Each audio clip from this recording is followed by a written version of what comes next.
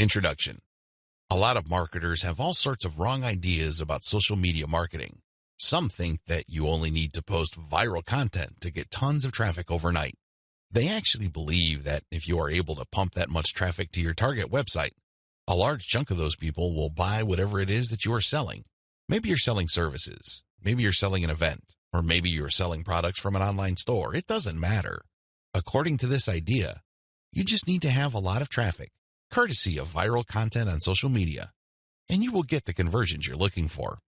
There is an assumption that social traffic, regardless of which platform it comes from and regardless of how you qualify that traffic, converts to sales readily. Sadly, none of these assumptions are true. In fact, all of them are tragically mistaken. If you believe in any of these, don't be surprised if you spend a lot of time, effort, and money, only to end up with a whole lot of nothing. Welcome to the club. Effective social media marketing can be reduced to one metaphor. Master this metaphor, and you probably will make money on autopilot with social media traffic. Screw up this metaphor or remain clueless to it, and you'll continue to struggle. You'll continue to believe that social media traffic can easily be generated through viral content. You might keep running after that unicorn, only to get tired and frustrated. It doesn't have to be this way. You just have to have the right metaphor or the right conceptual model to make social media marketing work for you. Best of all, you can make it work on autopilot. You probably have heard all sorts of set it and forget it systems. You probably bought at least one of these products. Well, they're definitely on the right track as far as their label. Social media marketing can be automated. It can be mastered to the point where it can produce income after you've set it. But getting there is another matter entirely, and that's the price people have to pay. And unfortunately, most people are not willing to pay that. They're excited about shortcuts, but they're not willing to take the stairs to get to the top. At the back of their minds, they're thinking that there has to be some sort of elevator. There is no shortcut. You have to work with this metaphor. What am I getting at? Well, the secret to effective social media marketing is an inverted pyramid. It looks like a funnel. That is the metaphor you should have in your mind when thinking of ways to get traffic from social networks and social media platforms and turning that into cold, hard cash in your bank account. I need you to keep this idea of an inverted pyramid in your mind. It should have a wide base at the top. The top of that pyramid is heavy visibility. It has to be there. You need to be visible on the 4 major social media platforms. I'm talking about Facebook, Twitter, YouTube, and Pinterest. Taken together, the traffic volume you can get from these 4 platforms is mind-blowing. They can potentially pump a tremendous amount of traffic, but that's just part of the equation. That's just the top of the funnel. Potentially, you can push a lot of traffic from the top. That's how wide the top of the funnel is. This training will focus on these 4 platforms, but you can pretty much use the tips that I'm going to share with you and modify them to market on other platforms, since many of these principles easily apply. You might need to modify them a little bit. For example, if you were thinking of marketing on Instagram, a lot of the things that I will teach you about Facebook, Twitter, YouTube, and Pinterest can be tweaked to work well on the Instagram platform. Now that you have a clear idea of the heavy visibility that you can achieve with social media, keep in mind that visibility does not mean traffic or clicks to your site. This is a myth. The visibility that I'm talking about means visibility on those platforms. When people share your content within those platforms, you can enjoy a tremendous reach within such platforms. But this does not automatically mean that when you share content on Facebook, people who see your link on the materials shared by their friends would automatically click them. Get the idea out of your head that raw visibility, or as Facebook terms it, reach, automatically translates to traffic. It doesn't work that way. Instead, you need to start with heavy content visibility on each platform. People must see your stuff there. You must achieve a wide enough reach. People may not necessarily click on through to your site, but that's secondary. At this point, you just want your brand to be visible. You just want people to become familiar with your brand. So what's the big deal about visibility anyway? You may be thinking, since visibility doesn't mean actual visitors to your website, what good is it? Think about it this way. When was the last time you saw an ad for the first time and automatically clicked it? If you're like most other people, you probably would want to see the ad show up a few times for you to become familiar with it. You might glance at it from time to time. You might read the description from time to time. But after enough showings, you might seriously think of clicking through. The same applies to your content on social media platforms. Don't expect that just because you come up with catchy titles and nice attention-grabbing graphics that this is enough for you to expect a tremendous amount of clicks to your website. It doesn't work that way. People have to be comfortable enough. Your content has to become familiar enough for them to click on it. When audience members click on the content you share through your social media accounts, they get a chance to like your page, follow your Twitter feed, pin your posts, or subscribe to your YouTube channel. They still stay on the platform, but they get a chance to subscribe to your account or follow you. This is the second stage of the social media funnel or inverted pyramid. You have to develop some sort of in-platform credibility. Your content is not just this random material that came out of nowhere. Even if people don't click on it, they see enough similarity in terms of branding, graphics, as well as other content cues so that your brand stands apart from everyone else's. Again, they may not necessarily be motivated to click, but with enough repetition through social media channels targeting certain topic categories and hashtags, your brand doesn't remain an unknown quantity. Once you have people checking your content out through your social media accounts, you can then send them call to action content, CTA. This content recruits people to your mailing list. This social content that you're sharing offers some sort of incentive. Maybe you're giving away a free booklet. Maybe you're giving away software. Whatever the case may be, there is some sort of giveaway to incentivize people to click on that link, enter their email address, and join your mailing list. Whether you use freebies, special content, special free tickets to an online webinar that's pre-recorded, it doesn't really matter. Whatever the case may be, the end game is to get people to join your list. The end game? But when you look at the funnel, the end game is to get people to that narrow end of the funnel. At that end, you're not necessarily getting them to click on an ad to buy something. You're doing something far more valuable. Instead, you're calling them to action so they join your list. You are converting your social media reach, meaning the top end of the funnel, to list membership, which is at the very narrow point at the bottom of the inverted pyramid.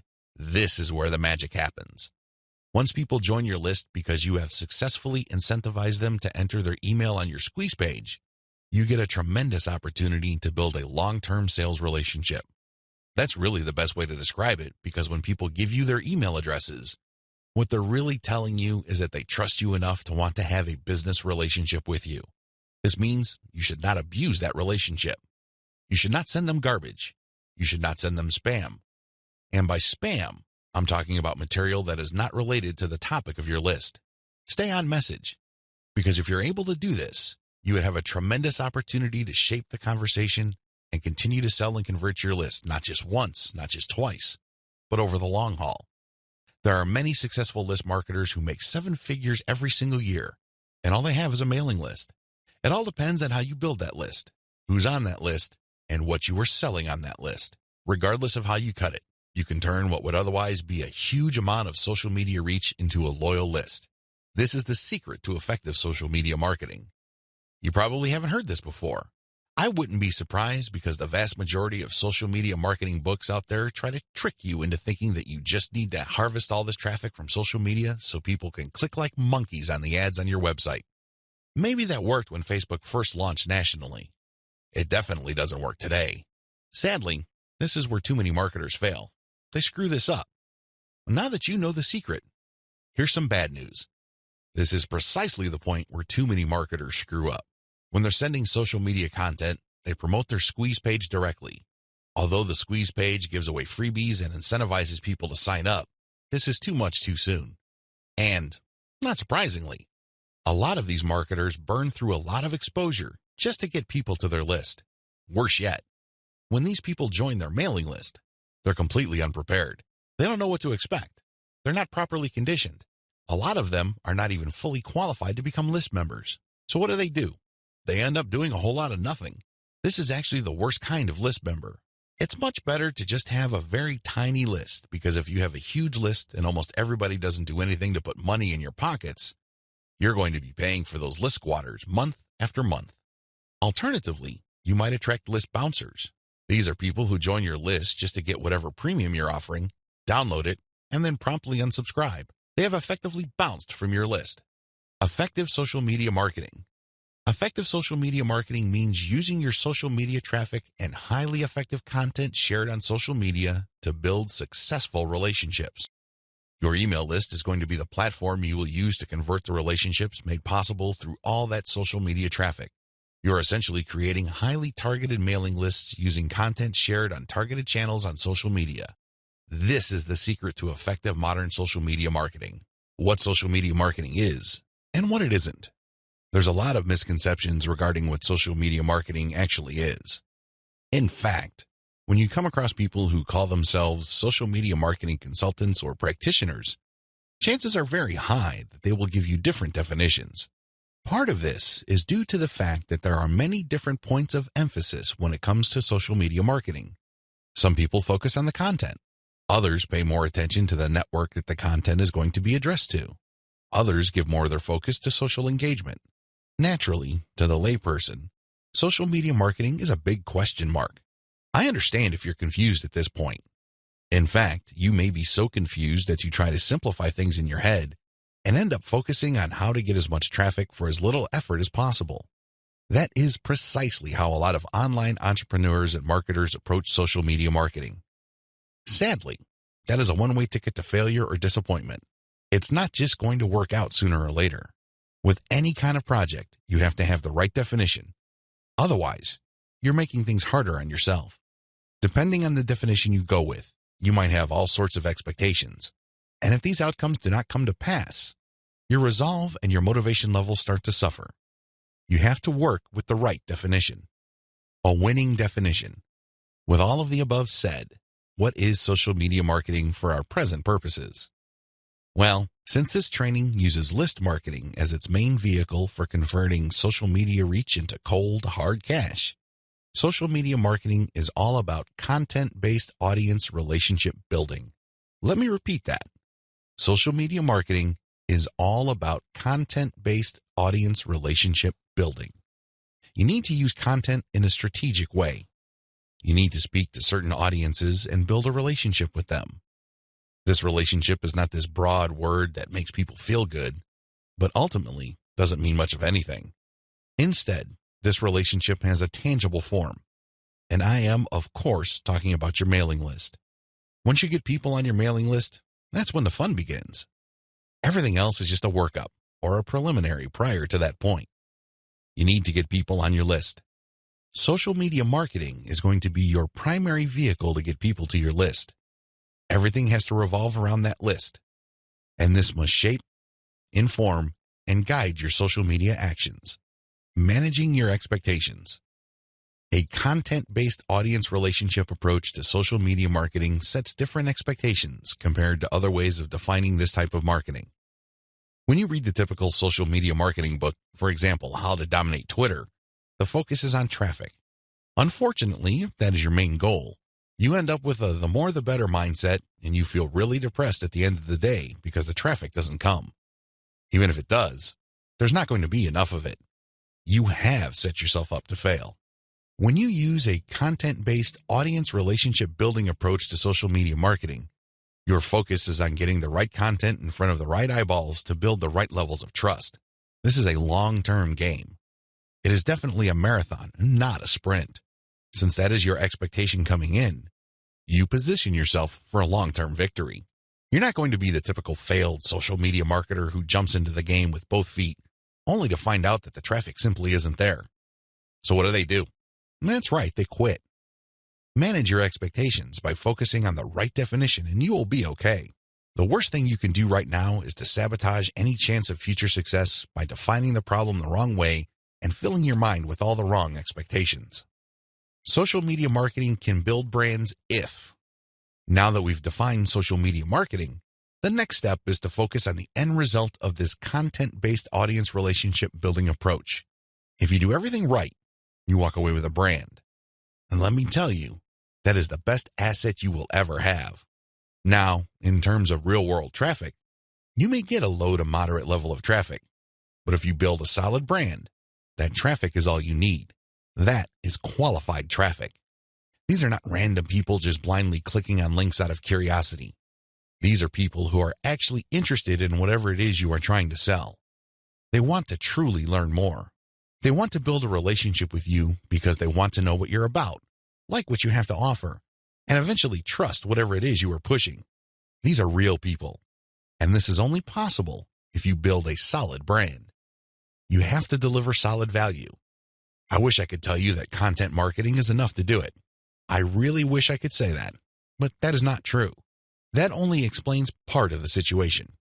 Sure, you have to deliver content that people truly are interested in, but at the end of the day, when they join your list, they are expecting and deserve value. That's how you build a solid brand. When people join your list, they will quickly find out that they did not waste their time because you send high-quality updates that actually add value to their lives. Social media marketing can explode the rate at which brands are formed. That's why a lot of people are ranting and raving about social media marketing. But a lot of them are clueless as to how to build a solid brand. Most of the time, they just stumbled into it. I'll let you in on the secret. It's all about content-based audience relationship building. There are many different parts to that equation, and I'm going to walk you through them in a practical way in the following videos. In this section, I just want you to wrap your mind around the definition and the expectations that flow from it. This is how we tightly define the project that you're going to embark on. Anything less, chances are, you're going to beat yourself up unnecessarily because you just had unrealistic expectations. This is not one of those get-rich-quick schemes. This is not one of those overnight success stories. This requires real work. This is the real deal. Are you ready for the journey? Great. Let's get on to video 2. 8 reasons why you need to do social media marketing. Just to be sure, if you are in any way, shape, or form unclear as to the value of social media marketing, here are just 8 reasons why it needs to be part of your comprehensive online marketing plan. Maybe your current plan puts more emphasis on search engine marketing. Maybe you're currently focused on outreach. Well, those are all well and good. But to really round things out and add a lot more value to your current online marketing campaign, social media marketing has to be part of the equation. It doesn't have to take center stage. It doesn't have to be your overarching priority, but it has to be a part of the total mix. Here are just 8 of the thousands of reasons why your company, regardless of its size, needs to do social media marketing. Reason number 1, social media's huge direct and viral reach. If you build a solid page on Facebook, you develop a direct reach. This means that a certain percentage of people who like your page will see your updates. While it is true that Facebook has been reducing the organic reach of Facebook pages recently, there's a workaround to that. When people go to your page, you can instruct them to like your page and then click your page's settings to show your updates first. You might want to show a video that teaches people how to do this. You might even post an animated GIF. Whatever you do, clue people in that they can fix their settings to see your updates first. Now, for people that take the time and bother to do this, you have to offer content that is really valuable. This puts the onus on you. There has to be real value on your page for them to want to do this. But you can increase your direct reach by instructing people. On top of that, when people like your content, they can share it on their wall. Since people on Facebook have friends and their friends have friends, this can easily have an exponential effect. In fact, even if your page only has 100 likes, but these are real people with real friends, don't be surprised if one of your posts gets really viral and spreads all over the place. Social media enables you to have a large direct reach. It also provides you with a tremendous opportunity to enjoy an exponential content coverage. Reason number 2, social media is habitual. While different demographics have shown softening or weakening of social media usage on a daily, weekly, or monthly basis, this still doesn't take away from the fact that a lot of people habitually use social media. In fact, a lot of people do this the first thing in the morning. When they wake up, they go to their mobile phone or tablet and check their updates. It can easily become a habit. This gives you a tremendous opportunity to get your content and brand in front of many interested eyeballs. Reason number 3, target audiences use different content formats. The great thing about social media marketing is that you're not restricted to just one content format. You're not restricted to video, pictures, links, blog posts, text, or audio files. Instead, different platforms specialize in different formats. And when you create content for one platform, you can easily make different versions of it in different formats to spread out to other platforms. For example, I write a blog post and post it on Facebook. I create a very attention-grabbing graphic for that blog post. So when I post it on my Facebook page, A preview of the image shows up and it grabs a lot of attention. People click on it and they end up on my website. I can take that graphic and share it on Pinterest. I can take the text of my blog post or article and create a slideshow video out of it and share it on YouTube. I can also take that video and embed it in my blog post. I can strip different parts of the article or post itself and feed it into Twitter along with the link to the full post or article. Do you see how this works? You get access to the different audiences or those different platforms by simply repurposing or recycling the same content that you made for one platform and sharing those other formats on other platforms. This increases your potential reach. Reason number 4, most social media platforms can be segmented. If you've ever been to Instagram, you know that when you see a picture, it usually has many different tags. If you've been on Twitter, you'd see that a lot of the hot tweets also have hashtags. Those tags are very valuable. When you use a tag with your content, you are essentially categorizing your content. People use those tags to search for content. This is a very powerful segmentation tool. People who are looking for cute Chihuahua puppies will use certain hashtags that are different from people looking for libertarian political posts.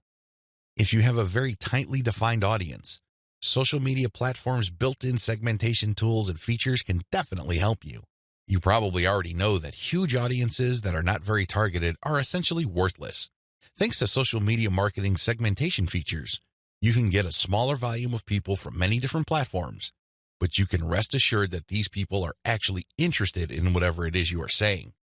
These segmentation tools go a long way in helping you to find a very refined and well-qualified audience base. This, in turn, increases your likelihood of making a sale. Reason number 5, sharing content on most platforms can be automated.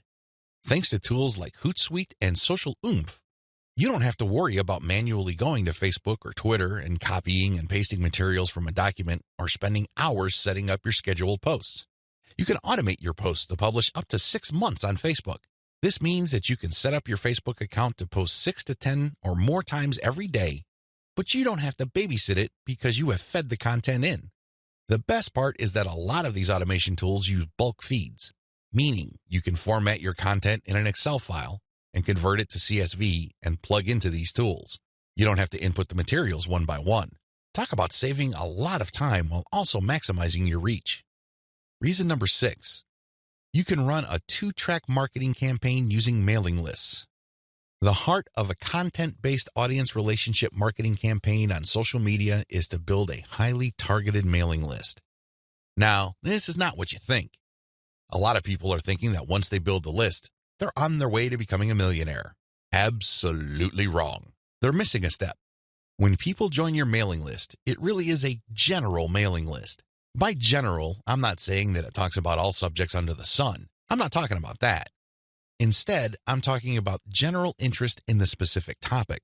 You really don't know yet at this point who is a buyer and who is a person who is simply looking for information and is still trying to make up their minds whether they trust you enough.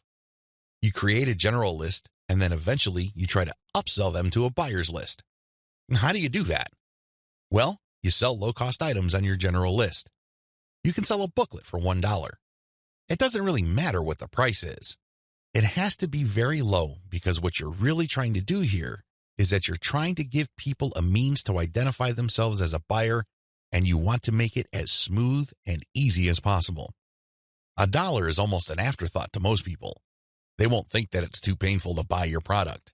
But once they get to your buyer's list, you eliminate them from your general list, and now you have a pure list of buyers. That list, my friend, is a gold mine. That's where you send your money-making updates. That's where you get people to check out your case studies and get them to pay top dollar for whatever affiliate programs or original products you are pushing on your buyer's list. This is called a 2-track marketing campaign. It's extremely powerful, and it has made a lot of people rich. But you have to step away from the very common mistake of thinking that once you get a lot of people to your mailing list, you have it made. Absolutely wrong. There is another step that you need to take. Reason number 7, your brand gets natural repetition through multi-platform marketing. Assuming that all your social media accounts on all 4 major platforms look similar to each other, you get many bites at the apple. You really do. When people run into your brand on Facebook, there's a chance they might run into your brand on Twitter. If there is enough graphical similarity between your brands, then they can see that you're all over the place and they can converse or engage with your brand regardless of where they are on the internet. Eventually, this builds a tremendous amount of familiarity and people might become so comfortable that they join your mailing list when you call them to action. The best part of this is that it happens naturally by you simply creating accounts on all the major platforms. Your brand speaks to people who are interested in your niche, regardless of where they go. Reason number 8. Save money through content repurposing. Make no mistake about it, content generation is expensive. Even if you hire highly qualified, talented, skilled, and experienced people from countries with huge numbers of people who speak English as a second language, you can still be out thousands of dollars every year. High-quality writers from places like India, Pakistan, and the Philippines may be cheaper than American writers, but their costs still add up over time. One of the things about social media marketing that really excites me is the fact that you can create content and repurpose it into many different formats. This reduces your cost. If I hire a writer from India and pay that person $1,000 a month, I can get a fixed amount of content. At this point, I can choose to pay that person another $1,000 to get even more content, or I can take whatever content he or she produced and turn them into videos, infographics, or strip them down into questions for tweets. I can turn them into diagrams. I can take the voiceover of the video that I produced and turn it into a sound file. I can even make a slideshow of those materials. Once I have all this repurposed content, then I can share them on format-specific platforms. For example, I can share the slideshows on SlideShare. I can post the infographics on Pinterest. I can post the product shots or general product pictures on Instagram. I can post the questions on Twitter. I can also post the videos on YouTube. Best of all, I can post all the formats on Facebook. Do you see how this works? When you do this, you buy content once, repurpose it, and share it so you get a higher chance of getting traffic or visibility with that repurposed content. You're not creating content constantly. In fact, the name of the game is to produce as little content as possible, but market these high-quality pieces widely. This is how you maximize their value. The old idea of constantly publishing content just to get a few eyeballs here and there is dead. Seriously, that's a one-way ticket to the poorhouse. Your better approach would be to make that content work for you by converting it into many different formats. You then share these different formats on platforms that specialize in those formats. I hope the 8 reasons above are clear and that you are pumped up to do social media marketing right. In video 3, we're going to talk about picking a social media marketing campaign that is most likely to produce results for your type of online business. See you there. You need to modify your social media marketing campaign based on your online business type. I know this video is going to throw a lot of people off, but people need to understand this. One of the major reasons why a lot of otherwise intelligent and experienced social media marketers fail to get the results that they're looking for is the fact that they're using the wrong approach. Their approach to social media marketing and the websites they're promoting is a one-size-fits-all approach. Now, you don't need me to explain to you why that's a bad idea. It doesn't work in most areas of your life, and it definitely doesn't work when it comes to social media marketing. You can't look at this project with the mindset that as long as you pull traffic from social media platforms, then you can use the exact same method and the exact same communication tactics, regardless of the online entity or business you are promoting.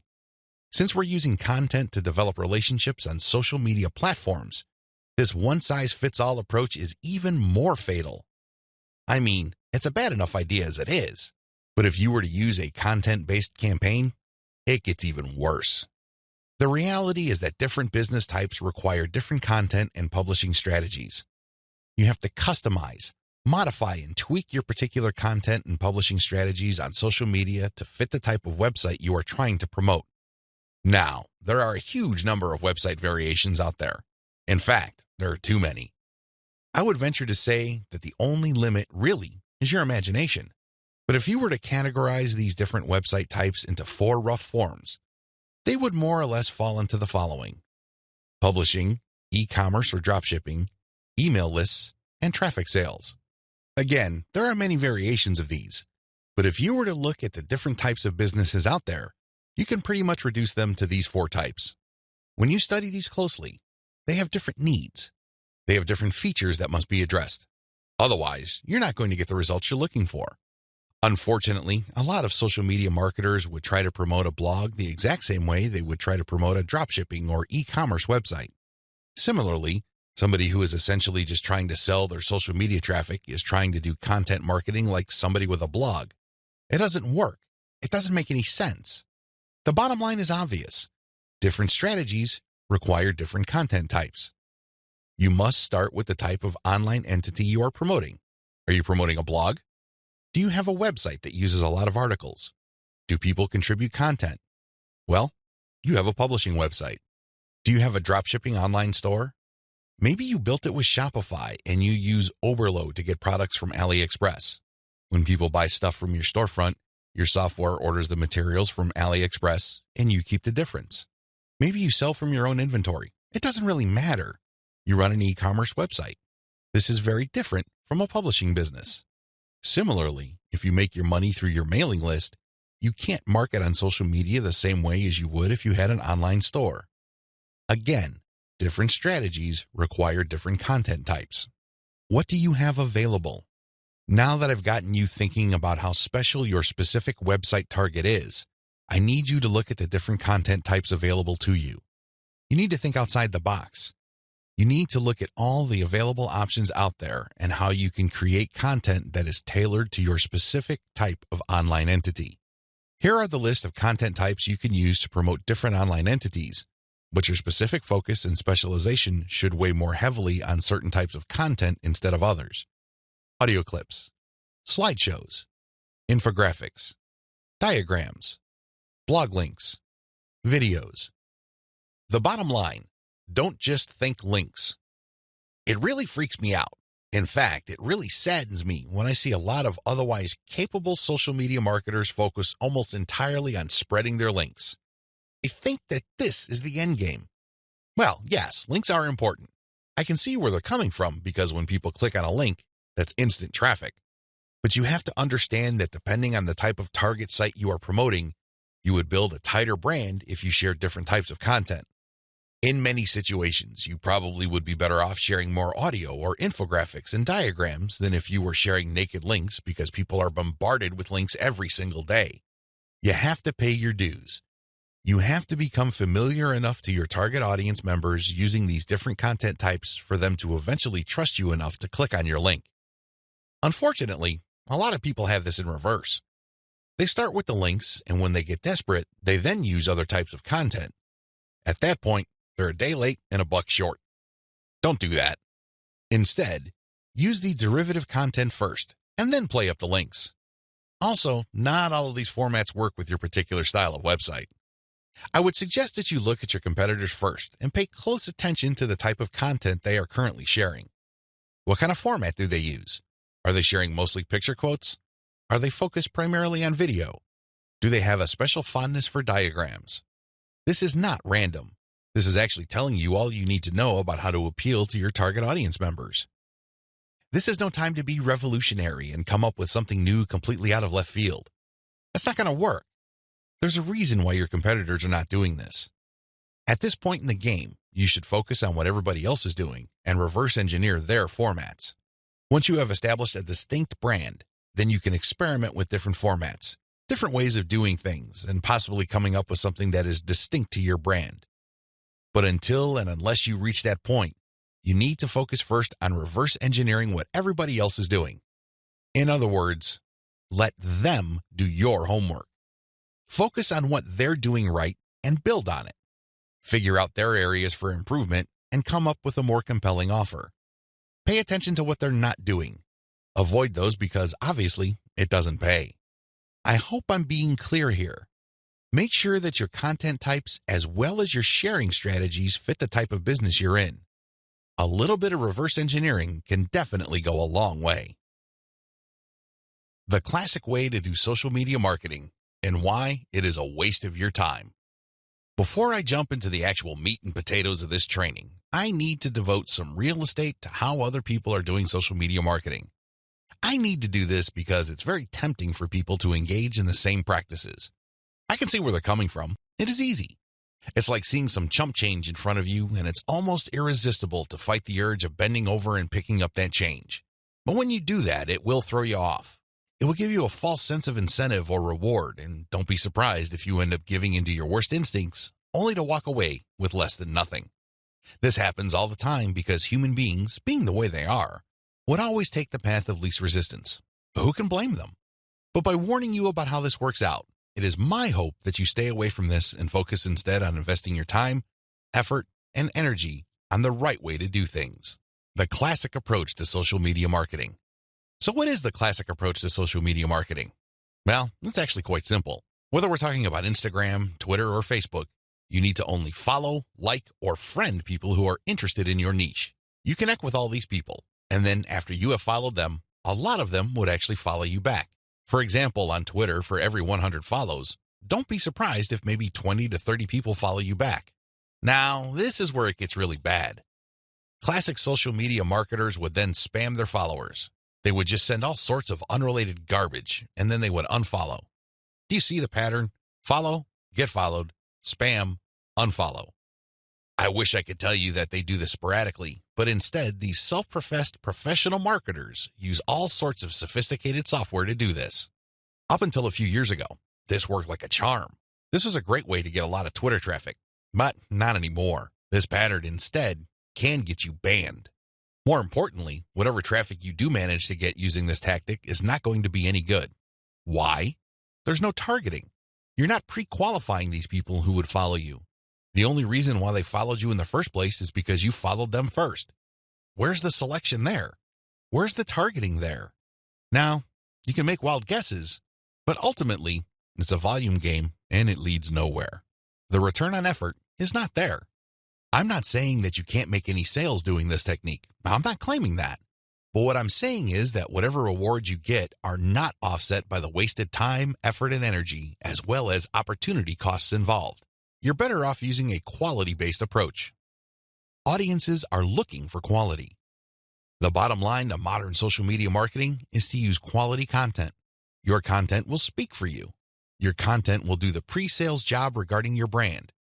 In other words, your content is your representative. It speaks to the values you want your brand to be associated with. The sad reality. Even if the follow, get followed, spam, and unfollow technique still works for some people, the rules have changed. Social media platforms will reward or punish you based on engagement. If you want an extreme example of this, just look at Facebook. Facebook used to be a traffic goldmine. Not anymore. You need a really high level of engagement to preserve your reach on Facebook. If you get normal levels of engagement, good luck. That's how bad things are. And that's why I need to take this time to spell out why this classic social media marketing no longer works. Other failed methods. I would be remiss in my duty to educate you on failed social media marketing strategies if I don't also mention other failed techniques. First, hashtag hunting no longer works. This technique involves marketers finding hashtags that are trending. They basically would publish niche-specific content, but use unrelated or irrelevant hashtags and pair them with their content. They do this because they want to hitch a ride on the upward trend of those hashtags. They know people are searching for those hashtags. They know that these hashtag trends are hot, so they want to poach as many eyeballs as possible. Unfortunately, the traffic that you get is not going to be any good. People are looking for specific types of information, and when they see that your content is so obviously unrelated, they're not going to click through. You might even get reported. Another failed method you should stay away from is influencer spamming. There are many influencers in most all niches. If you want to see this in action, go to Facebook or Twitter. There are many specialized pages and specialized Twitter accounts. Now, constantly mentioning those influencers on your content is not going to help if your content doesn't really add any value. There has to be a reason why you are engaging with these influencers, and drawing their attention is not enough. Getting them to look at your content because you think your content is hot is a lousy idea. Instead, you should focus your engagement tagging based on what they did. For example, if an influencer was talking about recent trends in athletic shoes, then that person would be fair game for an article I post regarding the latest trends in athletic shoes and what they mean in terms of the bottom line of large footwear apparel companies. That influencer would be directly interested in what I have to say because I'm sharing content that is not only high quality, but is directly related to stuff he or she is already talking about. Do you see the specificity here? Do you see the direct link? Now, compare this with an influencer who talks only about Forex, and I tag that influencer when I'm talking about Bitcoin. That person's going to get annoyed. Do you see the difference? Finally, automated publishing with no outreach is not going to work. Basically, what you're doing is throwing spaghetti on the wall and hoping something sticks. If you're just publishing content on an automated basis on Twitter, Facebook, Pinterest, and other platforms, it's anybody's guess whether people would actually engage. You have to do some outreach. You have to draw eyeballs to your content. You have to find existing pools of highly qualified audiences and get your social media account in front of their eyeballs. Use your very best content. If you do this right, your automated publishing on social media will be greatly rewarded. Use a shotgun approach and you're probably going to get the same results as other failed social media marketers. 10 steps to faster and easier modern social media marketing. In this video, I'm going to give you an overview of the 10 steps I'm going to teach you in this training. This training is a product of many failed experiments. Believe me, if you've been exposed to some type of hot or groundbreaking social media marketing technique or strategy, I've been there. I've done that. This training is a product of all my experiences. I know what works and I know what doesn't. I also understand that people have different skill levels, time horizons, and project resources. I understand the limitations. I understand most people's concerns regarding social media marketing. Accordingly, I've come up with a 10-step program that appeals to most social media marketers, regardless of how small or how big their budget is, and regardless of their skill levels. If you're looking for a truly effective social media marketing game plan that you can set up to pretty much work on autopilot, this is it. Please understand that these steps that I'm going to lay out are exactly that, steps. You need to follow them. You can't skip a step. You can't assume that since I mentioned certain keywords or I'm talking about certain themes and topics that you have mastered this already. I need you to look at all this information with an open mind and pretend you are learning social media marketing all over again. If you don't have that mindset and you are all too eager to skip steps, don't be surprised if the plan that I'm teaching you will not work for you. How can it? You zip through it. You rushed. You skipped through certain key parts. You need to be patient with this program by going through each step. Don't go to the next step until you've mastered the step you're on. I know you're busy. I know you don't have the time, but you need to do this right. Otherwise, you only have yourself to blame if things don't work out. Are we clear? Okay. Here are the 10 steps to faster and easier modern social media marketing. Niche research and targeting. Content curation. Reverse engineer your competition's top content. Create fine-tuned payload content. Market your mailing list right. Unlock the power of repurposed multi-platform content. Automate content sharing. Scale up your targeting. Sell to your list differently. Reinvest your profits the right way. Those are the 10 steps. I know they sound pretty simple. They definitely appear pretty straightforward, but the devil, as always, is in the details. See you in the next video. How to do niche research and targeting the right way. I can't even begin to tell you how many times I've run into social media marketers and they automatically want to know about traffic generation. Forget about niche research. Forget about consumer intelligence. Don't worry about setting up the right site to get in front of the right target audience eyeballs. Let's just skip straight to the good stuff. That's the kind of mindset that I run into all the time. And that's why a lot of people struggle in this game. You have to understand that until and unless you find yourself barking up the right tree, you're just going to be chasing your tail. I know I'm using a lot of dog analogies, but these are the most appropriate. Most people are simply just chasing their tails and wasting a whole lot of time doing stuff that doesn't really add to their bottom line. A lot of these, and I would guess all of them, can be quickly dispensed with if people only did niche targeting ahead of time. In other words, know your audience. Since you have a clear profile of who your target audience is, the next step is to go to these different social media platforms and find them there. Believe it or not, whatever it is you are promoting, regardless of how esoteric, obscure, or weird it may be, there are already people on social media platforms talking about or showing interest in whatever you are promoting. I know it sounds crazy, it sounds weird, but it's absolutely true. Your job as a marketer is to find those audiences on these social media platforms. The way to do this, of course, is to identify your business's target audience. Sadly, most marketers don't even bother with this.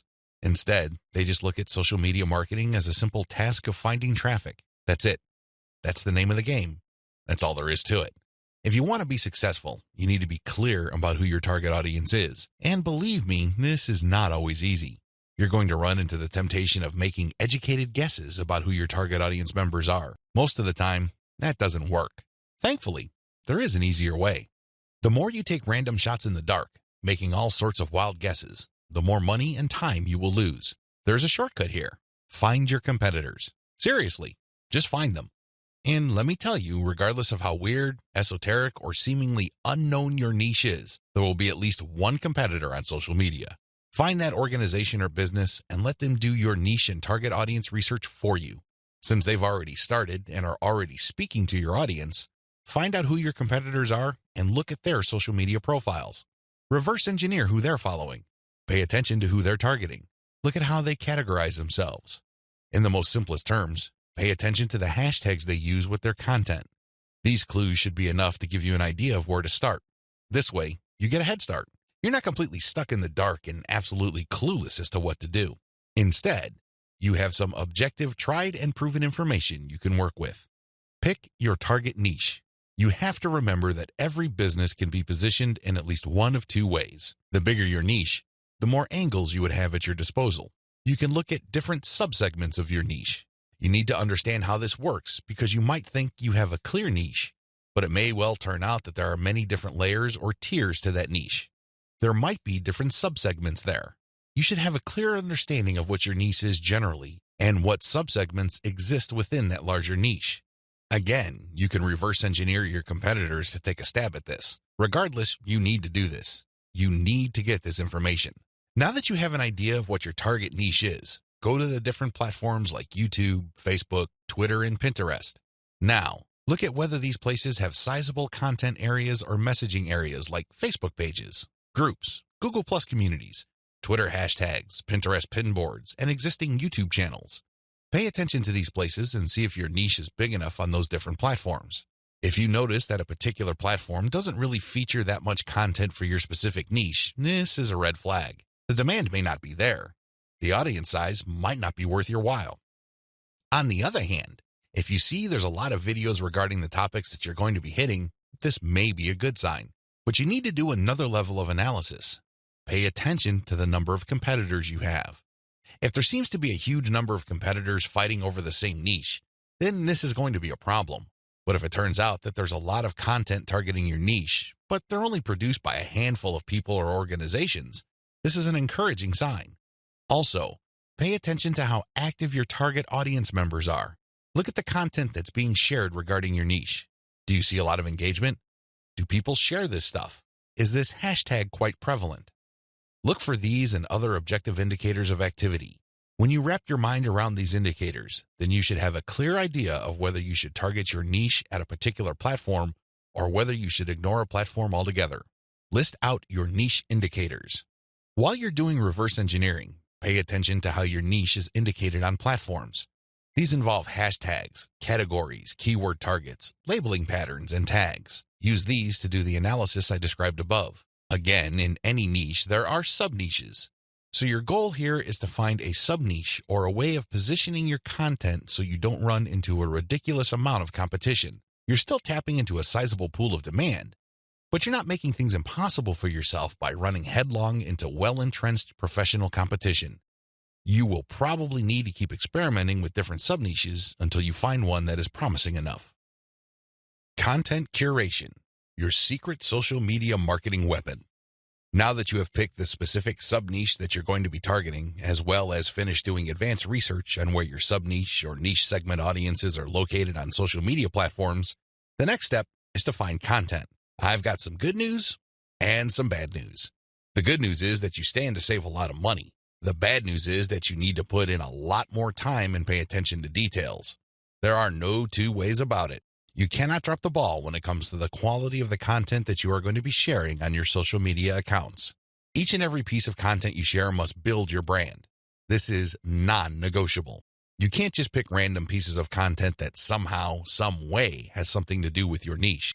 That's not going to help you get the right eyeballs. That's not going to help you establish the kind of credibility and authority you need to eventually convert highly specific and qualified traffic from social media into cold, hard cash. What is content curation? As I mentioned above, you stand to save a lot of money with content curation. This should be obvious. After all, you're not going to be using the content that you yourself created. Content curation is all about picking other people's content and sharing those materials on your social media accounts. This creates a win-win situation. Since you're sharing links and descriptions of such content, the creator of that content gets free traffic. You, on the other hand, get to build up your credibility because people are rewarded for following your accounts with highly targeted, highly specific, value-added content. Everybody wins. The user wins, you win, and of course, the original content creator comes out ahead. This is how it's supposed to work. You win big time because you save a tremendous amount of money not having to create a huge amount of original content. If you've ever tried to write your own stuff or outsourced content creation, whether in the US or to other parts of the world, it can get quite expensive very quickly. Content curation enables you to build credibility with your audience in a very inexpensive way. You use other people's content. You get to entertain them, build credibility, and gain their trust. The downside here is the time. Sure, you're not spending greenbacks, but you're definitely going to be spending time. As I mentioned above, you cannot be indiscriminate when you are trying to do content curation. Whatever goodwill you have built up for your brand will go up in smoke if people catch on to the fact that you are just randomly curating and spreading low-quality content that may have something to do with your niche. That's not going to cut it, not by a long shot. Adopt the right content curation strategy. Now that you know where your target audience members are on social media platforms, you build credibility by populating your social media accounts with highly credible, high-authority third-party content. This is called curation. In between those materials, you're going to be sharing your own original content. From time to time, you're going to call people to action to take a look at the incentives you're giving away for them to join your mailing list. This is how you play the game. When people follow you, they are rewarded with top-notch content. It doesn't really matter whether you produced that material or it was written by somebody else. Your followers get rewarded for following your account. They get niche-specific material.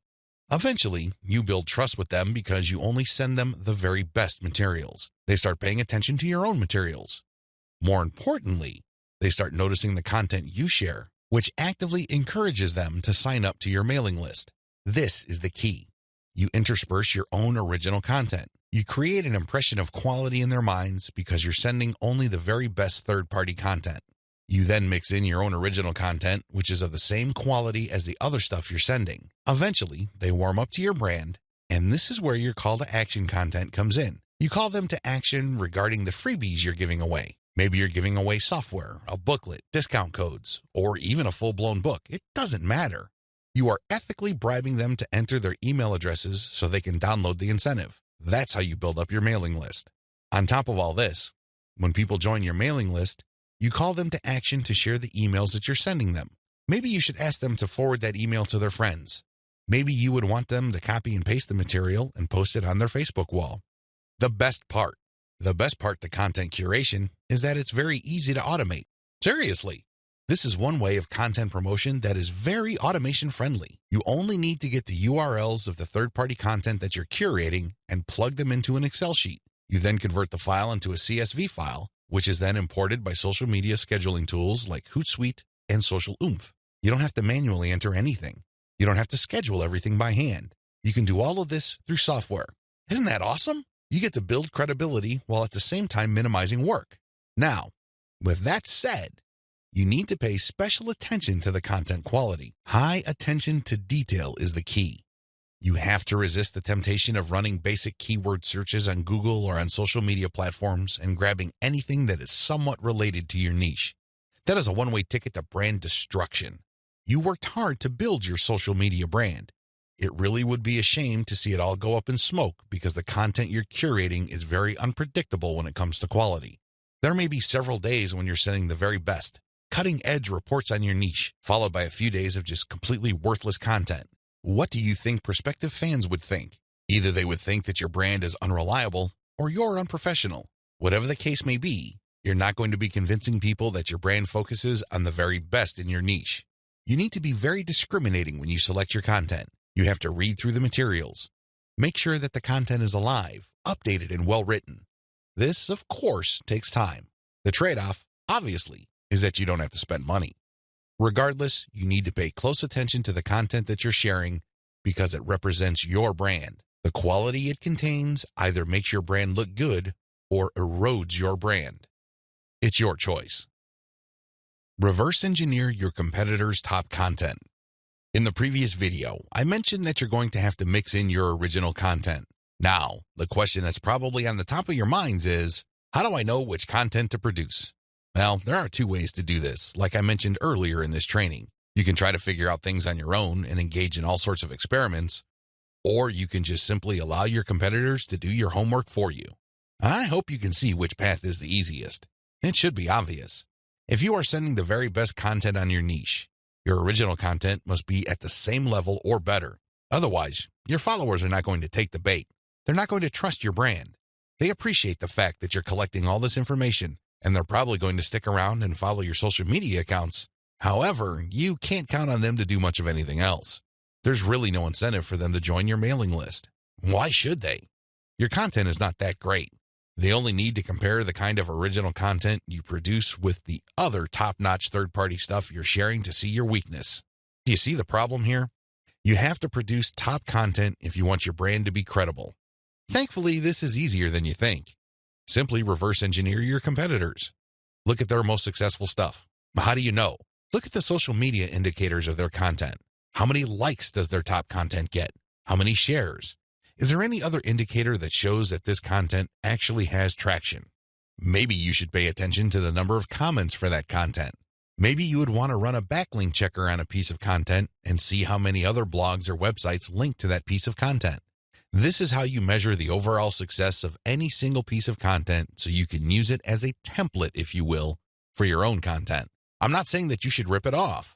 Instead, I'm encouraging you to use it as a starting point and come up with something so much better. Focus on what works. When you look at your competitors' most social pieces of content, you are basing your own original content on themes and topics that actually work. They have traction with your target audience members. You're not wasting money or time taking wild guesses. This is one of the most common mistakes social media marketers make. They think that they have the best ideas regarding hot content in their niche, so they come up with all sorts of content that they think is just plain awesome, only to fall flat on their faces. I'm telling you, for every 100 pieces of those types of original content, maybe 10 would gain any sort of respectable traction in your niche. It's too expensive, and it burns too much time. Thankfully, there is a better way. You just need to reverse engineer your competitors' most successful content. Use that as a starting point. You can adjust them. You can modify them. You can come up with your own variations. But at least you get a head start. At least you're in the ballpark when you start off. You're not just taking random shots in the dark. Learn from your own success. After you have started curating and mixing in your original content, pay attention to your statistics. They should tell you which of your content gets the most love. If you notice that a handful of your curated third-party content gets a lot of retweets, shares on Facebook, or any other indication of social media engagement, pay close attention to those pieces of content. At some level or another, they struck a nerve. They caught your audience members' attention in a very positive way. Find these successful curated pieces of content and create original versions of them. Similarly, if you have many different original pieces of content, only a handful of them will be really successful. Pay attention to those. Find them. Once you've identified them, create more of them. Focus on the same themes and present similar information the same way. The key here is to focus on what works and expand it and grow it. Ditch the stuff that failed. Build on your strengths. Create derivative, cross-platform variations of your most successful content. Now that you have a clear idea of how to create content that has proven traction, don't just keep reverse engineering it. While you need to continue doing that, you also have to do something else.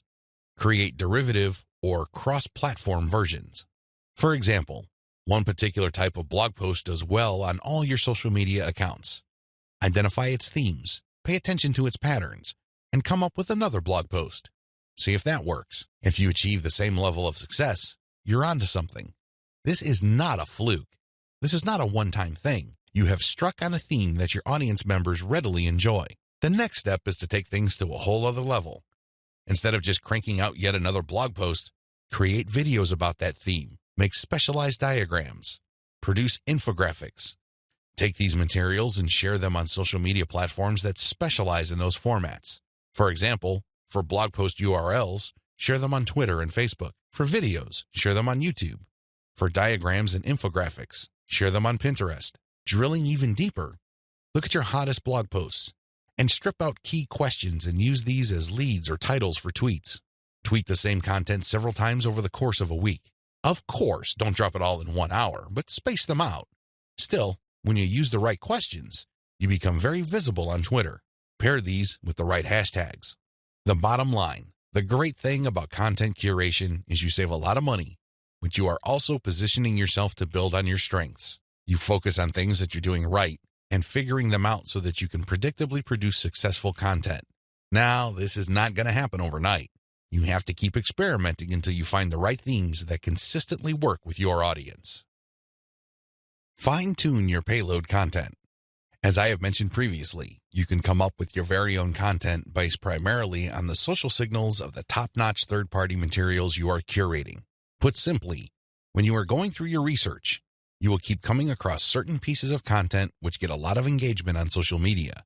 These are all the objective indicators you need to understand that you are looking at high-quality, high-demand content.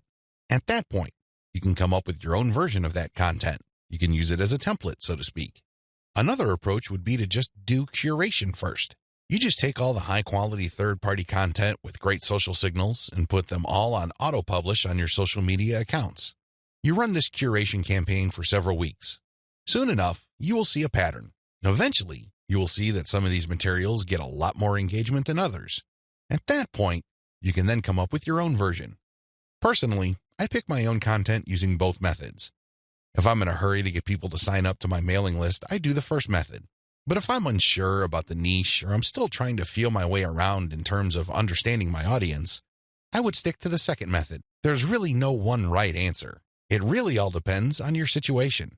The great thing about the second method is that you are picking out your original content strategy based on what actually works in terms of your social media accounts. You have to understand that even though high-quality third-party content may have a lot of objective social signals, those signals may have been generated in different contexts. Maybe the original publisher was doing something that you may not be doing. Do you see how this works? Still, you can definitely do the first method if you're in a hurry. But if you have some time to spare, you might want to try the second method. Do curation first, let it run, and then pay attention to your statistics. You should be able to see a pattern. In fact, based on my experience, content that tends to do well often falls within a narrow range of themes. In fact, in some of my campaigns, almost all of the content that got a lot of love from the internet was focused on one question.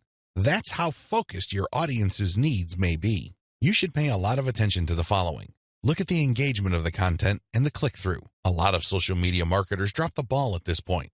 They think that it's all about engagement. I'm telling you, regardless of how many likes, shares, or comments a piece of content gets, if people don't click through, those engagement signals are not worth much. Remember, at the end of the day, you want traffic. That's the whole reason why you're doing this in the first place. Getting caught up in how many shares, likes, or comments you get is not going to do you any good. You have to always pay attention to the click-through. There has to be some sort of ratio between total engagement and click-through. The higher the ratio of the click-through, the more attention you should devote to a piece of content. Study high click-through and high engagement content closely. Now that you have identified curated content that performs well, the next step is to analyze them with a fine-tooth comb. Ask yourself, what problems are people interested in when they read this piece of content? How are these pieces of content positioned or presented? Do they use some sort of emotional headline? Do they use subheadings that ask questions? Do they drag the person along? Or do they just lay out the information dead center? Pay attention to cosmetic issues. People do judge a book by its cover, and blog posts and articles are no different. How are these materials formatted? Do they have big pictures?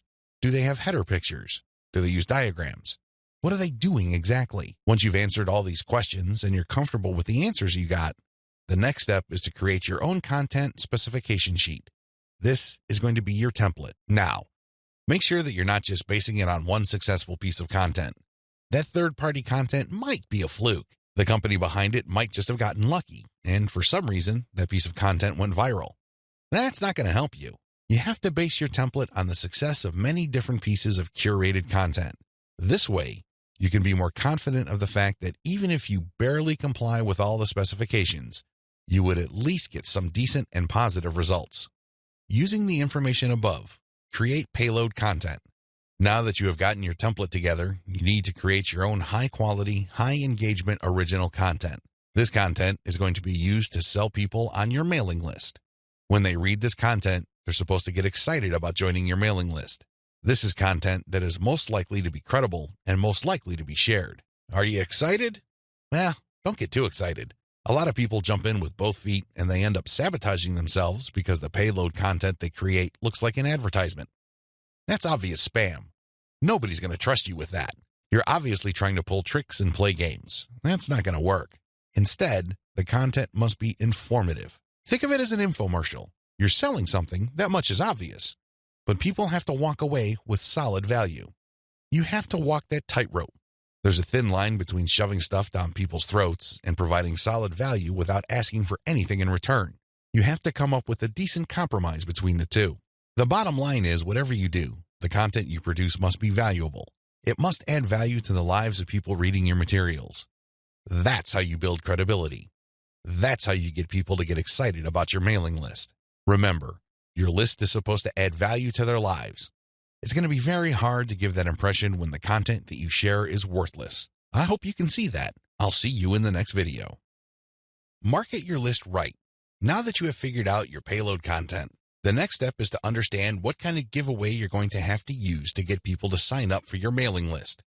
In an ideal world, people can see the value you bring to the table. They only need to look at the content you share as well as the crucial information they get from your premium content. They see this premium content and they see what you're about, what you have to offer, and why it's such a good idea to sign up to your mailing list. Unfortunately, things don't work out that way.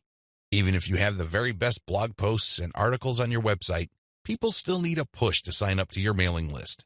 This is where incentives come in. You're going to offer free, high-quality premium content, but you're going to repackage it in a way that people would appreciate. Maybe you put in a book. Maybe you come up with some sort of cheat sheet or resource sheet. Or perhaps you can strip it all down into a booklet or even convert it into software form. Whatever the case may be, this premium free giveaway content is going to act as an incentive for people to join your mailing list. They get a copy of whatever it is you are giving away for free in exchange for their email. I call this an ethical bribe. You're bribing people to sign up to your list. Normally, they wouldn't. Only a very few people would take the time and bother to sign up for your list, regardless of how awesome your blog posts and articles are. That's just the reality. Finding out what to use as an incentive. I hope you can see the logic behind giving away freebies so people can sign up to your mailing list. People need a push. People need some sort of extra sweetener to get the deal going. They need something extra to get them off the fence and onto your mailing list. Now, the next step is to figure out what kind of incentive to give away so people would join your mailing list. The good news is, you don't have to start from scratch. You don't have to take wild guesses. You don't have to take shots in the dark.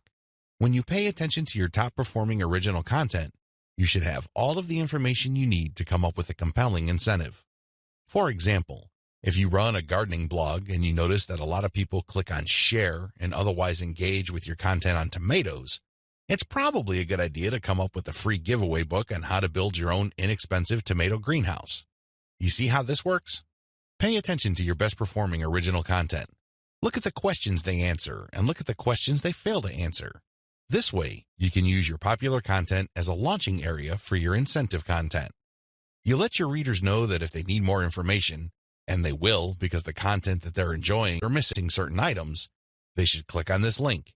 That link, of course, is your squeeze page. The squeeze page advertises your giveaway and lists out the reasons why people would want to download that giveaway. It's pretty straightforward. You're just offering premium content that your other freely available content is already pointing to. They're pointing to that content because they don't contain that material. They do a good job of building credibility and authority. They do a great job adding value to the lives of your readers, but it's also obvious that there are certain parts that are missing. For those extra materials, they have to sign up. It's absolutely free. It doesn't cost them a dime, but they need to sign up to your mailing list. This is how you set up your mailing list. It has to be closely tied to your premium content. Coming up with incentives or freebies that look like they came out of left field because they're unrelated to whatever it is you're currently doing is not a good idea. Chances are quite good that you're going to fail. When you come up with incentive content that is directly related to the materials you're already sharing, you create a feeling of value. There's also a feeling of exclusivity. After people have seen your content and have become aware of what you are and what your brand is about, you let them in on a special premium. This is a special deal that other people who haven't accessed your brand have no idea about. Position all your original content to push your mailing list first. To play up the value of your incentive content, you first have to promote the value of the mailing list. I know this sounds counterintuitive, but if you think about it, it makes all the sense in the world because, in reality, it's the mailing list they're signing up for. The freebie that you're giving away is just a bribe. It's intended to get people to enter their email address and nothing more. If you were to use all your original content to play up the fact that people can get this additional content, don't be surprised if people sign up to your list and quickly unsubscribe because they really don't care about your list. Again, you're walking a tightrope here. On the one hand, you want people to get excited about the premium you're giving away for free in exchange for their email address. On the other hand, you want people to see the value that they would get by being members of your mailing list. This is how you should play it. All your original content should push your mailing list first. I'm not saying that you should not tie it into the incentive, but your original content should highlight the fact that when people join your mailing list, they will continue to get valuable information. This is the key, because when you use your tried and proven content to push mailing list membership, people are less likely to join your list and immediately unsubscribe. They are aware of the value that the list can possibly bring to their lives. You then play up the premium content as part of the membership. In other words, it's an extra. It's not the main focus of the list. Keep the list separate from the premiums you use to get people to sign up to your list. I hope this is clear because you want to play up the list first, but it must be obvious that you are using the premium content, whether it's a free book, a booklet, a cheat sheet, some sort of pre-recorded video, or something else, as a means to get people to make a decision. That's the bottom line. You want the incentive to push people to make a decision to join your list, but all your original content, and your website by extension, should push the reader to see the value of being a list member. A lot of social media marketers completely blow this. They think that it's all about marketing the incentive. Well, to continue with the example I raised earlier, what happens after you get people to sign up to your list in exchange for the greenhouse guide? That's right, nothing. Why? You played up the value of the greenhouse guide to such an extent that people are clueless as to what other value they would get from your mailing list. Indeed, don't be surprised if people start reporting your list as spam after you start sending them updates. They were so focused on getting the free book that the updates from your mailing list completely took them by surprise. This happens all the time because of faulty messaging on your blog or website. You cannot afford to play the game this way. You worked hard to pull all this social media traffic to your site. You spent a tremendous amount of time, effort, and resources to build a solid brand. Unfortunately, you're dropping the ball if you market your mailing list this way. You must sell the list first, but the incentive must be used to push people to make a decision. This is the proper order of priority. Anything else will fail. Set up your squeeze page for maximum social appeal. As I mentioned earlier, you should use your content to push your mailing list. You should use your content to upsell your squeeze page. But this doesn't mean that you can get away with badly designed squeeze pages. It's not going to cut it. Your squeeze page must be well designed. After all, this page is a specialized recruitment page. When people get on this page, you have to make the case as to why they should join your list, and not just for the incentive. While the incentive takes a big chunk of the real estate of a squeeze page, you should be clear about the fact that people are signing up to your list. With that said, you have to make your case. Why should people bother with your updates? Why should people stay on your mailing list? What kind of value would they get? Remember, people are always asking what's in it for me. Your squeeze page must answer that question effectively, clearly, and powerfully. Your squeeze page must be well designed enough to be able to make that connection, while at the same time, it must be easy to market on social media. Maybe you should have a graphic on your squeeze page that can be easily posted on Pinterest. Maybe you should have a video on your squeeze page that can be easily shared on YouTube. There are many ways you can go with this. What's crucial is that your squeeze page must be social media ready. At the same time, it should also do a good job of recruiting people. Set up the right confirmation page. When people join your list, thank them and make them feel welcome. You also have to clue them in regarding the content they should expect to receive. Make them feel that they just did the right thing. Make them feel that they solved a major problem. Not only do they get access to the digital freebie you're giving away, but they're also going to be receiving valuable information regarding a particular topic that they have problems with. This is how you sell the list. Simply hyping up and over-promoting the premium is not going to help you convert social media traffic into cash. That's just not going to happen. You have to sell the list. You have to build trust in the list. Unlock the power of repurposed content. I've already described this in an earlier video, but this topic is so important it deserves its own standalone video. When you create original content for your blog or website, you already know that this content has some sort of traction in your niche. You already know that there is a significant amount of demand for this particular type of content. Not only did you base your decision on the social signals of your reverse-engineered competitors' content, but you're also picking out content choices based on your own statistics. In other words, you're basing your best content on tried and proven material. You're not taking shots in the dark. You're not taking wild guesses. You're not crossing your fingers and hoping that something sticks. Instead, you have based your decision on what actually works. Congratulations! But you shouldn't stop there. Once you have noticed that this content really performs based on the amount of clicks as well as the social media engagement it gets, the next step is to repurpose that content, turn them into other types of content, and reshare them on platforms that specialize in those content types. For example, if your blog post is getting a lot of retweets and clicks, you might want to strip the blog post into questions. This isn't all that hard because if you look at any type of content, it consists of answers to questions. The questions may not be obvious. The questions may not be plainly stated, but the content is meant to address certain concerns. These concerns can be reworded into questions. Strip your most powerful and best performing content into a series of questions. Each question then is linked to the article or blog post that answers it. Tweet these and pair them with niche-specific hashtags. By using automation tools, you can rotate different questions that essentially promote the same piece of content. Since you're rotating hashtags, there's a high chance that different people looking for different segments of your niche would become aware of your tweet and possibly click through. Another thing you can do is turn your article into slideshows. Each article brings to mind many different mental images. Come up with different pictures for each of the topics raised by your article and create a simple slideshow using PowerPoint. Share these PowerPoint presentations on SlideShare. You can also use other tools to create a video from your slideshows. Once you've created these videos, you can obviously share them on YouTube. Alternatively, you can look through the issues you raised in your blog post and turn them into infographics.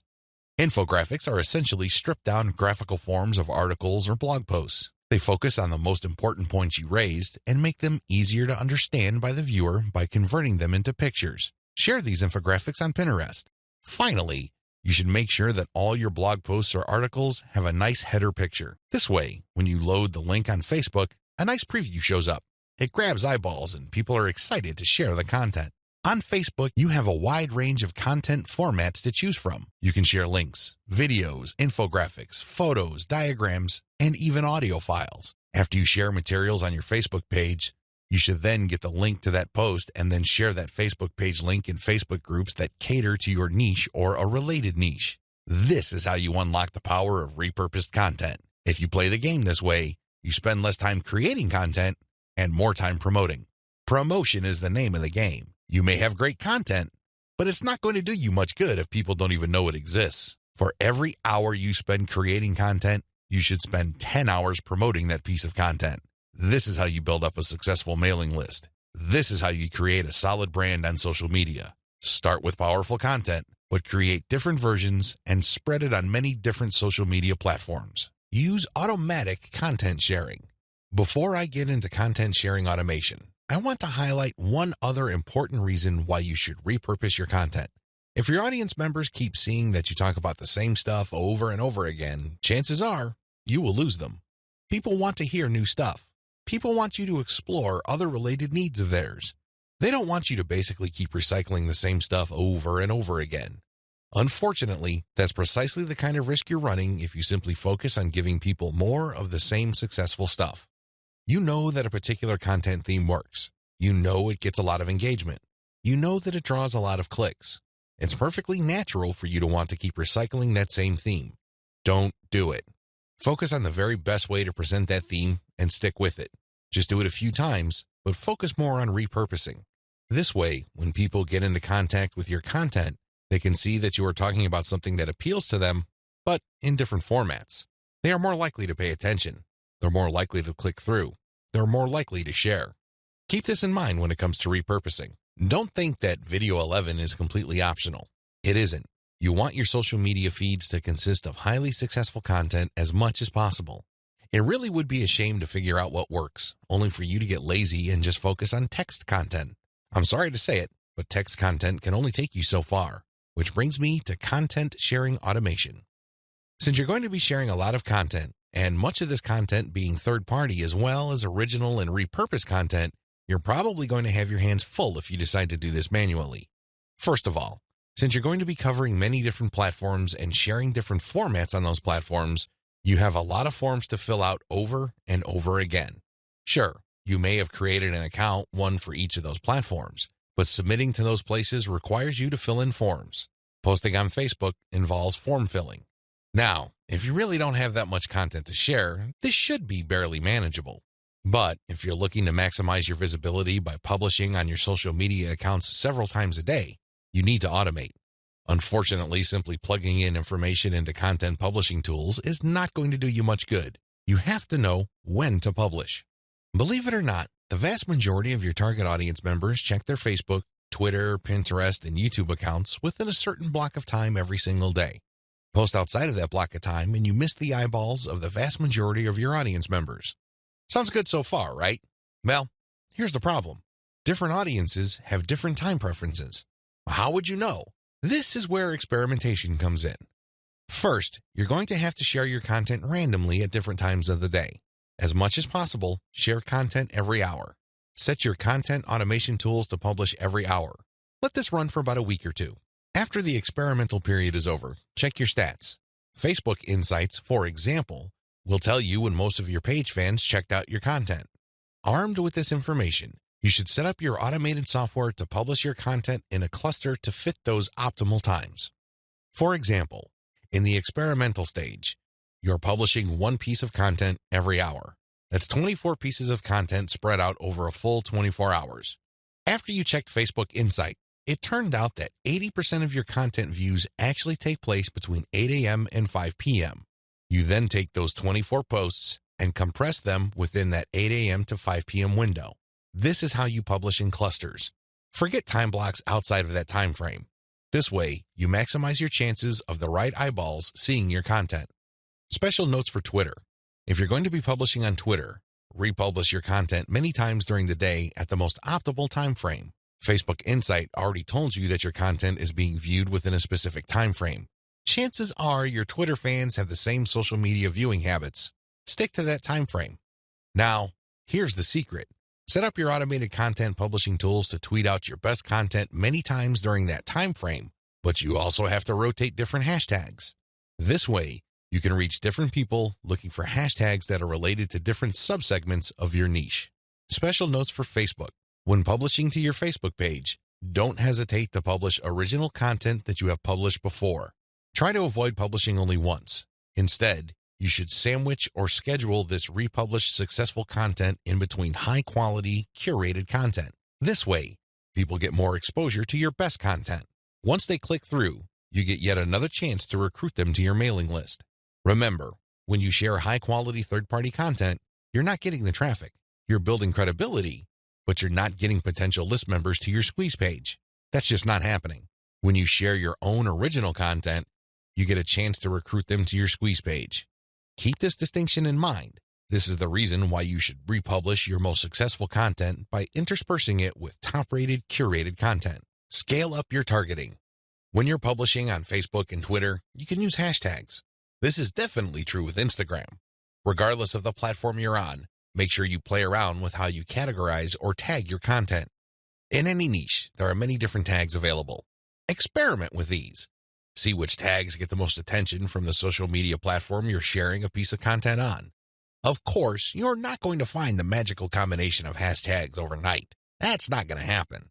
This is one of those things that you're going to have to find out by doing it over a long period of time. Still, when you run these experiments, a pattern should emerge. Sooner or later, you would discover that certain hashtags produce a lot more results than others. They draw a lot more eyeballs. They get a lot more attention.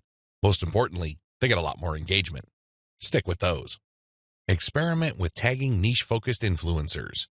When you're doing research on hashtags on Twitter, for example, you would be able to find influencers that specialize in those hashtags.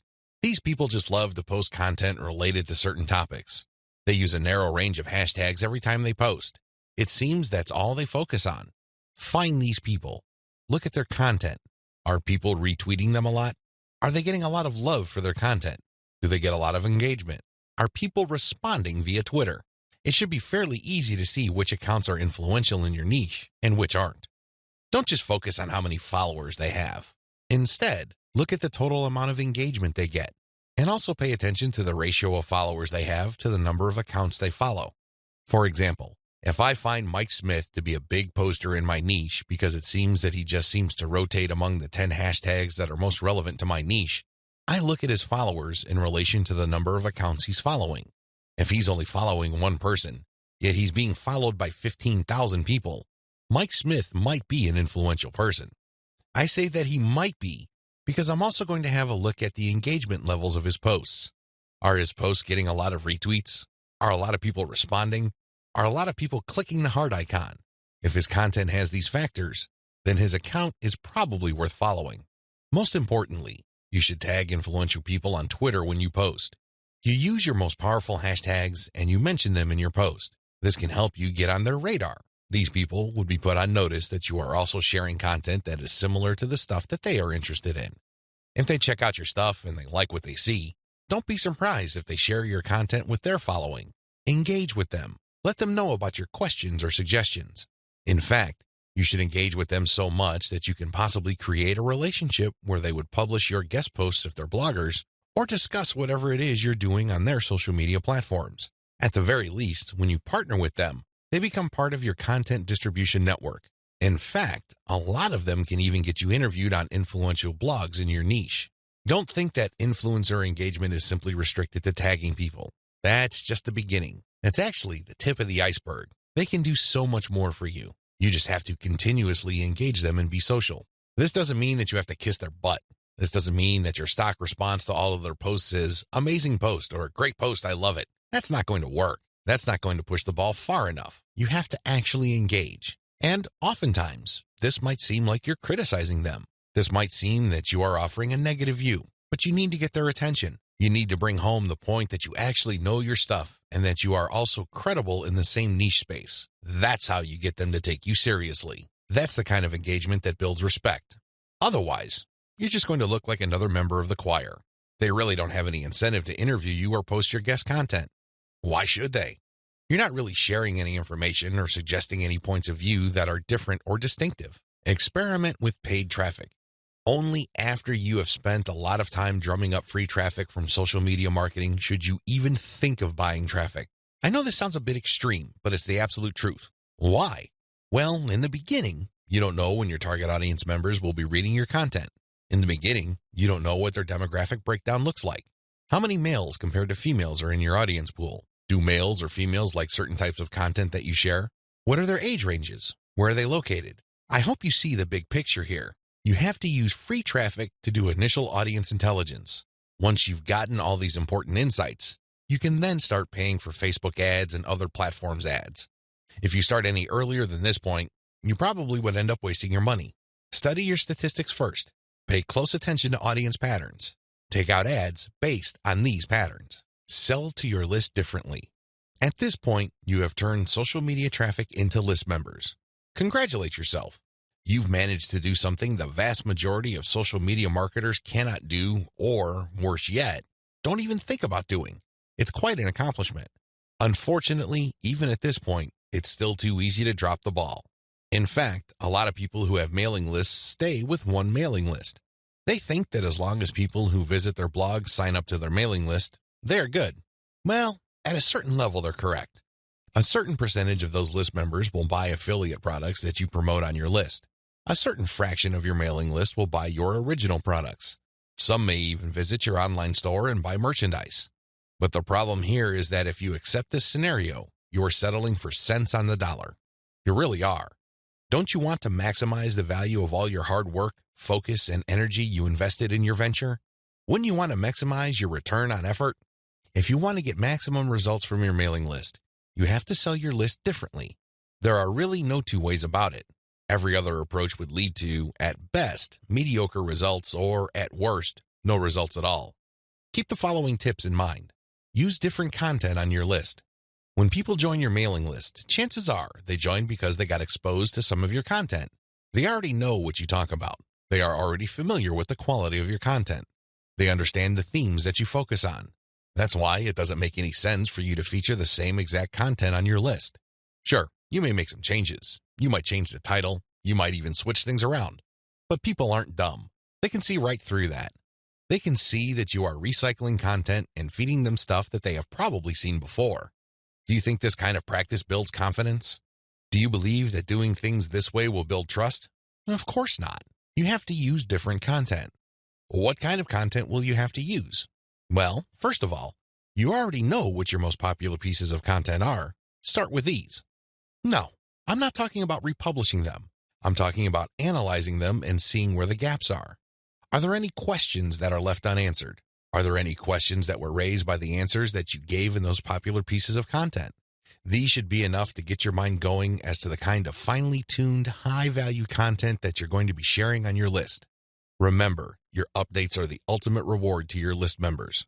Sure, you may have positioned your squeeze page to reward subscribers with a premium, but once they downloaded that premium, they really have no other incentive to keep reading your emails. Do you see how that works? So do yourself a big favor and make sure that the update content you send is the reward.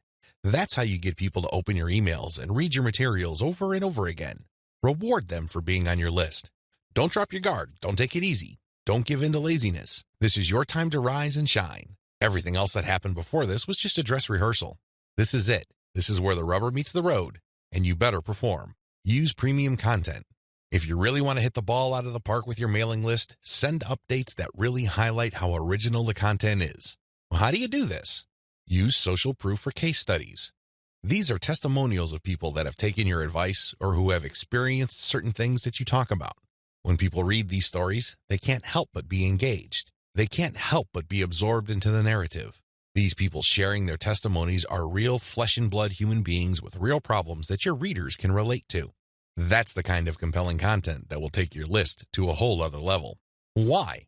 Most of your competitors are just recycling their stuff. Sure, they're recycling their best stuff because that material is tried and proven, but they're not really distinguishing themselves. They're not really doing their brand any favors by taking the easy way out. You have to commit to doing things differently. This is how you build loyalty around your content.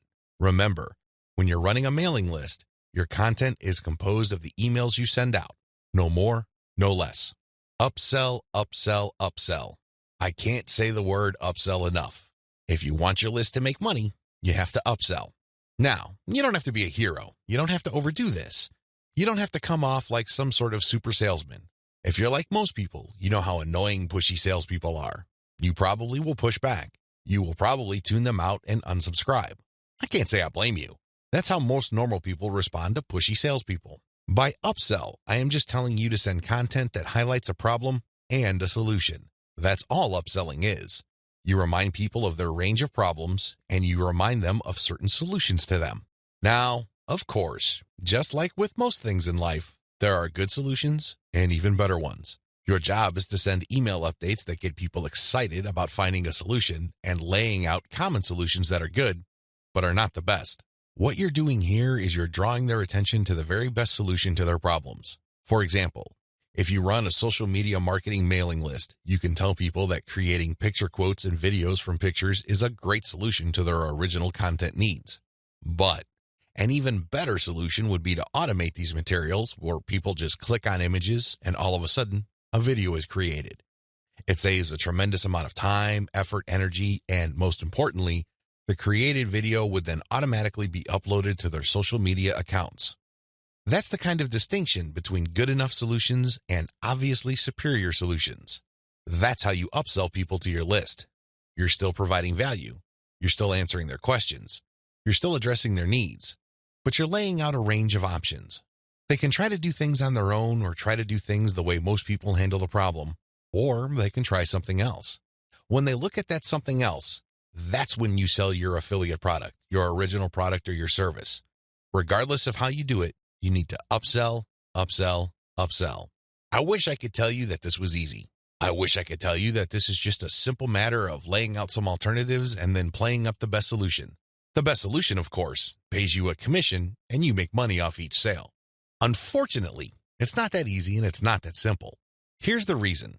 When people join your mailing list, they actually have different motivations. Some people are there because they just want to get the freebie, but they're too lazy to unsubscribe. You cannot really get rid of these people. These people don't open your emails. They cannot be bothered with reading your emails. They really don't do you much good. In fact, they can harm you because if there's enough of these list squatters on your list, your mailing list provider will charge you more money at the end of every month. You have to actively filter out your list based on open rates so you can get rid of these individuals. Again, you cannot eliminate them entirely, but you can minimize their numbers. Other people are initially excited about your mailing list, but for some reason they stopped reading your emails. Even others constantly check your emails, and they really love what you have to share, but the problem is they feel that your premium offers are simply too expensive. Now let me clue you in on a secret. When somebody tells you that whatever you're offering is too expensive or too unaffordable, what they're really trying to say is that you haven't completely sold them on it yet. Alternatively, you haven't completely filtered them yet. Either they're not motivated enough, or you did not give them enough reasons to be motivated. Regardless, they're still on the fence. You need to push them off the fence. Expert salespeople know this because in the big scheme of things, there's no such thing as unaffordable. If you talk to somebody and you convince that person that they absolutely need to buy your product, there's really no difference between a $10 product and a $1,000 product. They will get that product because you have elevated their perception of that product to the realm of need. People take care of their needs first. Their wants are often left at the back burner. I hope you understand this. I hope you get this. It's not because your affiliate product is too expensive in absolute terms. Instead, it's because you have failed to either qualify the prospect or make your case. And this is why simply upselling by itself is not going to work. You have to take the next step, which I'm going to describe below. Use the $1 list filtration method. You have to filter your list members into two groups, interested people and interested people who buy. These are two totally different groups of people. Now, please understand that just because people open your emails religiously, it doesn't necessarily mean that they would buy from you. Like I said above, maybe you did not present your case properly. Maybe you did not qualify them properly. This $1 list filtration technique that I'm going to teach you enables you to filter your list members properly. What you would do is, instead of trying to upsell people to $19.95, $34.95, or $349.50, or any other similarly priced products, everything that you're going to be selling on your general list will be priced $1. No more, no less. By general list, I'm talking about the list all people who sign up to your mailing list get on. This is your default list. I want you to treat this general list as your starting list. This is kind of like the vast, unfiltered, generic mass of people who are interested in your brand. When you upsell people using $1 offers, you enable people to segregate themselves based on their motivations. These are people who are motivated enough to spend $1. In other words, they see the value in your content, and they are willing to put their money where their mouth is. Now here's the secret. There's really very little distance between paying $1 for something and paying $100 for something. This is a lesson I learned firsthand. When I first tried this, I thought the only people that will get on my dollar list are cheapskates. These are misers. In the back of my mind, I thought that they're just not going to buy big-ticket items. Boy, was I proven wrong. If somebody is able to psychologically hurdle the distance between 0 and 1, they can, given enough exposure and enough content, hurdle the difference between $1 and $100. This is not theory, nor is it speculation. I see this all the time with my own two eyes. Your job is to filter your general list. You're basically telling people, when you run these $1 offers, to prove to you whether they are just interested or truly interested. This is a self-segregating mechanism. Use it. People who sign up for your general list are interested in quality content. That's what they're there for. But only a fraction of them would actually be willing to pay money. You make your money off this golden fraction. You use your buyer's list to make real money. Again, you have to sell your list differently. This applies to your two types of mailing lists as well. Your general list, they get quality information that is distinctive like social proof and case studies along with upsell messages. Your buyer's list, on the other hand, gets more in-depth material with higher value upsells. Again, if somebody's willing to go from $0 to $1, you have a tremendous opportunity to get that person to go from $1 to $100, $1,000, or whatever amount you want. Now, keep in mind that the higher the dollar value, the lower the conversion rate, but you get the point. You have to get people to segregate themselves based on their readiness, willingness, and eagerness to buy. And since $1 is essentially friction-free, this list filtration method works like a charm. Reinvest your profits the right way. By this point, the $1 filtration method has enabled you to make a decent chunk of cash every single month from social media traffic. The next step is to create a business. At this point, you might be feeling that you're just engaged in a hobby. It's a well-paid hobby, but still a hobby nonetheless. This too can be a trap. This can hold you back from the great success that you could otherwise achieve with social media. How do you turn the information that I shared with you into a platform for a business that can withstand the test of time? Simple. Reinvest your profits the right way. Move into other niches after you master your system. This training helps you identify your target niche. I've also given you the techniques to do well in that niche using social media traffic. Once you've made quite a bit of money on your niche and this money comes in month after month, you have to think big. You have to look into other niches that are related to your current niche. This thinking is actually pretty straightforward. If you have already mastered your niche to the point that you're making automatic income month after month, then you can apply the same system to other niches that are closely related to the one you're in. This is how you scale up your business. Instead of just one stream of cash, you build many different streams of cash based on the system that you mastered. You know what hashtags to target. You know what kind of content gets eyeballs. You know how to present information on social media. You know how to promote a mailing list. These and many others form part of your system. It really would be a shame to restrict that system to just one niche. Once you've mastered those, find niches related to those and grow into these other fields. Highly successful list marketers don't just operate one list. They operate dozens, and this translates to 6, if not 7-figure incomes year after year. If they can do it, so can you. Buy more targeted traffic after you find out what works. Once you have discovered the type of content marketing strategy on Facebook that works, you can buy targeted traffic. How? Use Facebook's lookalike technology to target people who share the same interest profile as your existing audience. This is what's so awesome about Facebook. This is also what gets them into all sorts of hot water. Believe it or not, accept it or not, Facebook is spying on you the moment you log into the platform. It pays attention to what you like. It pays attention to what you comment on. It pays attention to what your friends like. And it makes all sorts of predictions regarding your behavior and your interests. Accordingly, if you like certain topics, it creates an interest profile. Facebook's lookalike audience technology enables you to find people who haven't visited your Facebook page who share the same interest profile as your current fans. Talk about an amazing technology. Take advantage of this. It enables you to show your brand in front of eyeballs who are more likely to appreciate it. Invest in more original content.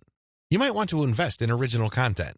If you're already making a decent profit from your current system, you might want to take things to the next level and add a whole lot more value to the lives of people following your brand on different social media platforms, as well as in your blog or website with original content. Now, this doesn't mean that you have to roll up your sleeves and write everything yourself. You can hire professional writers to do this. Thanks to global outsourcing, you can get high-quality original content from places like ozkey.org without it costing you an arm and a leg.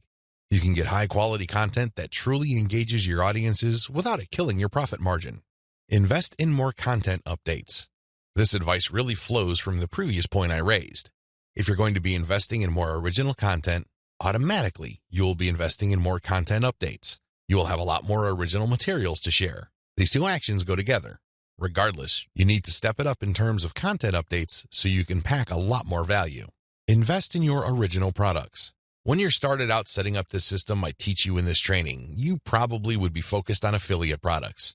You get an affiliate from an affiliate program, you market that link on your email updates. When somebody clicks on that link and buys something, you get a commission. Pretty straightforward, very simple. Well, if you really want to make a lot of money, you have to turn your back on affiliate marketing. You really do.